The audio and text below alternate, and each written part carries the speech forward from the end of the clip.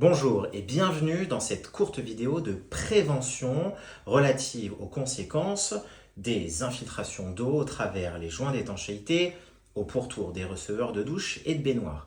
Alors, comme on le voit dans cette situation de sinistre, le joint est devenu tout noir. Il est piqueté de noir. Cela signifie que le mastic en fait est dégradé, le matériau est dégradé, que de la capillarité s'est créée et en fait l'eau stagnant dans cette capillarité finit par moisir. Alors, inutile de s'acharner à nettoyer en surface, car ce sont tout simplement des signes précurseurs vous disant là il est temps de le changer. Alors ce joint, on considère que c'est à peu près tous les 2 ans qu'il est nécessaire de le changer. C'est pas bien compliqué, vous avez plein de tutoriels sur internet pour vous aider, mais le minimum ça va être d'avoir un cutter permettant de le retirer. C'est l'étape la plus longue, un petit peu la plus pénible, et ensuite vous munir comme ceci d'un pistolet où dedans vous allez mettre une cartouche de mastic et puis réaliser votre joint. En général, il y a de l'ordre de 48 heures de séchage